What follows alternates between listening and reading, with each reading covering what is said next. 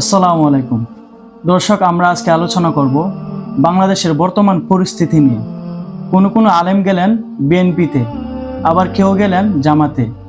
কারটা সঠিক হলো আমরা জানতে চাইব প্রখ্যাত ওয়াইএস মুফতি আব্দুল কবির আদিয়াবাদী সাহেব দামাত বরকাতুহুম, সাইকুল হাদিস, জামিয়া ইসলামিয়া কাসিমুল উলুম মুরজাল মাদ্রাসা। ওয়ালাইকুম আসসালাম ওয়া রাহমাতুল্লাহি ওয়া বারাকাতুহু। আলহামদুলিল্লাহ, খুব চমৎকার প্রশ্ন করা হলো। বর্তমান যে পরিস্থিতিতে আমরা বাস করতেছি, সামনে আমাদের নির্বাচন। এখন আমাদের যে জনসাধারণরা রয়েছে সকলে একটা বিপাকের মধ্যে পড়ে রয়েছে। বিপাকটা হলো যে বিশাল এক জামাত, কওমে উলামায়ে কেরাম, কওমি অঙ্গনে যারা আছে এরা জামাতের সাথে একতাবদ্ধ হলো, আর কিছু উলামায়ে কেরাম তারা বিএনপির সাথে একত্রিত হয়েছে। এখন মানুষ বড় ধরনের বিপাকে আছে। কেউ কেউ আলেমদেরকে গালিগালাজও করতেছে, কেউ কেউ বলতেছে যারা বিএনপিতে গেল এরা হলো দালাল, আর কেউ কেউ বলেন যে জামাত হলো তাদের আকীদা সঠিক নয়, এদের সাথে গেল যারা এরাও হলো বাতিল। এটা মানুষের মধ্যে বর্তমান একটা প্রশ্ন মানুষের মাঝে বিরাজ করতেছে। আসল কথা হইল যেখানে দেখেন আমরা স্বাধীনতার পর থেকে নিয়ে এই পর্যন্ত বাংলাদেশে যারাই সরকার হয়েছে, এমন কোনো সরকার নাই যে কোনো না কোনো দিক দিয়া ইসলামের উপর আঘাত করে নাই। যে কোনো পর্যায়ে ইসলামের উপর আঘাত করেছে। গত আওয়ামী লীগ সরকার ইসলামের উপর আঘাত করেছে, তার আগেও যারা ছিল এরাও কিছু কিছু আঘাত করেছে।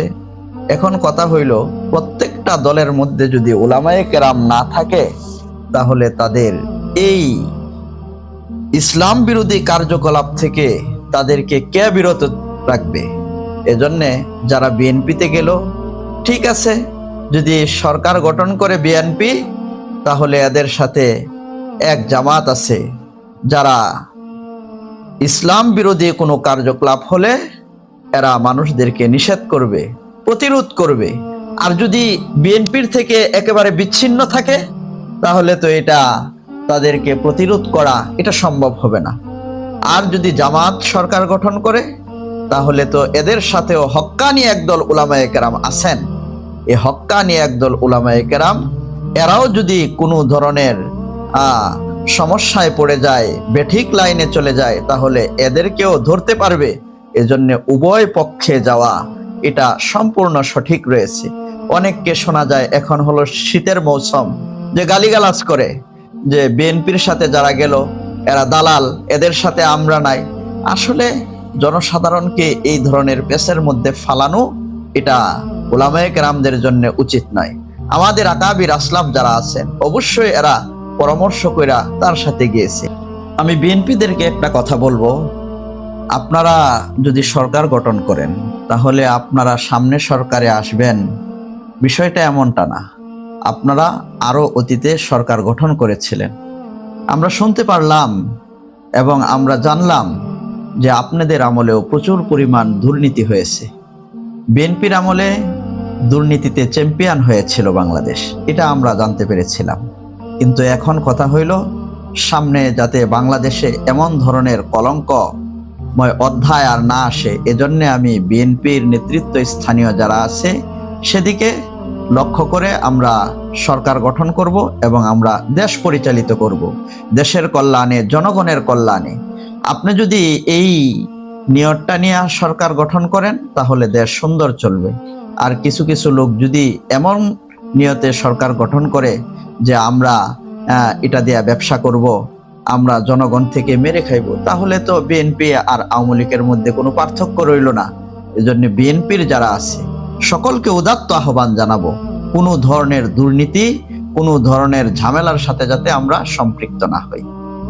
হযরত, দেখলাম জুনাইদ আল হাবিব বিএনপিতে যোগ দিয়েছে, তা নিয়ে আলেম ওলামা অনেক কিছু বলতেছে, অনেকে বাজে মন্তব্য করতেছে, এটা নিয়ে আপনি কিছু একটু বলেন।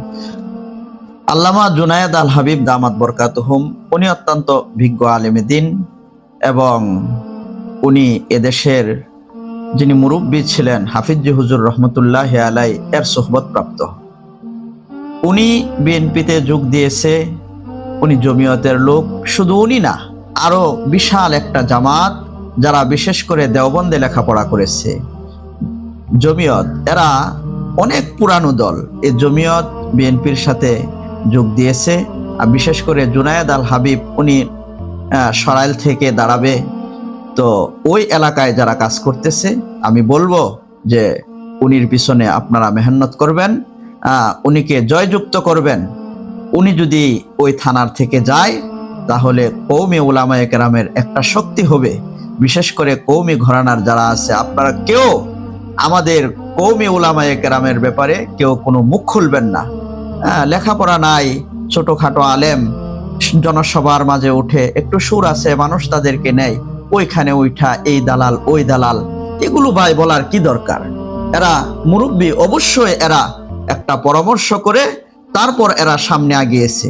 এজন্য সাবধান, আমরা আমাদের কোনো উলামায়ে কেরামের ব্যাপারে, হক্কানি উলামায়ে কেরামের ব্যাপারে আমরা মুখ খুলবো না। আমরা তাদের জন্য দোয়া করব, পারলে সহযোগিতা করব, আর যদি না পারি তাহলে আমরা চুপ থাকবো। আজ এই পর্যন্তই। আসসালামু আলাইকুম ওয়া রাহমাতুল্লাহি ওয়া বারাকাতুহু।